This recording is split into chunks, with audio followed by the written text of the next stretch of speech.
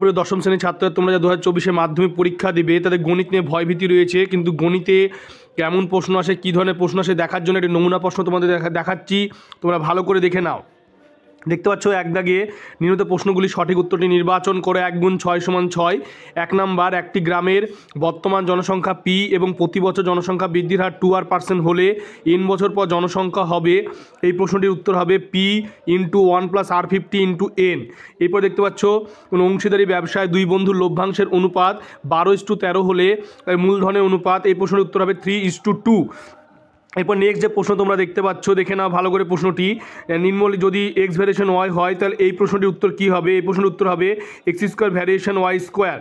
এরপরে যে তোমরা চার দিকে যে প্রশ্নটি দেখতে পাচ্ছ, যে কোনো বৃত্তের কেন্দ্র ও এবং ব্যাস এবিসিডি বৃত্তস্থ চতুর্ভুজ কোণ এবিসি = 65 ডিগ্রি, কোণ ডিএসি = 40 ডিগ্রি হলে কোণ বিসিডি এর মান কত?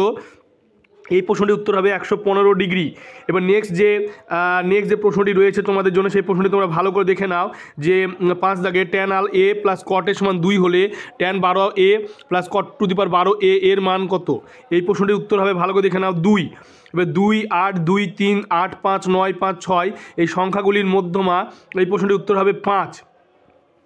এবার নেক্সট যে প্রশ্ন রয়েছে সেই প্রশ্নটি ভালো করে দেখে নাও। দুটি লম্ববৃত্তাকার শঙ্কুর আয়তনের অনুপাত 1:4 এবং তাদের ভূমিতলের ব্যাসার্ধের দৈর্ঘ্যের অনুপাত 4:5 হলে উচ্চতার অনুপাত। এই প্রশ্নটির উত্তর হবে 25:64।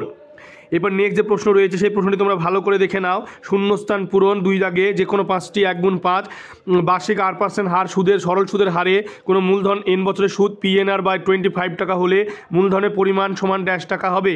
এটি 4p টাকা হবে। x² + 2bx + c = 0 দ্বিঘাত সমীকরণে বীজদ্বয় বাস্তব সমান b² সমান কত হবে? এটা হতে হবে 4ac। 3 দাগে যদি ত্রিভুজ সদৃশ হবে যদি তাদের অনুরূপ বাহুগুলি ড্যাশ হয়, এটা হবে সমানুপাতিক হয়। এরপর নেক্সট যে প্রশ্ন রয়েছে সেই প্রশ্নটি তোমরা ভালো করে দেখে নাও। নেক্সট কোশ্চেনটি, যে tan 35 degree tan 55 degree sin theta হলে থিটার সর্বনিম্ন মান, এটার উত্তর হবে 90 ডিগ্রি। এবার মধ্যগমিতার মাপকগুলি হলো গড়, মধ্যমা, এখানে ড্যাশ আছে, এখানে হবে সংখ্যাগুরু মান।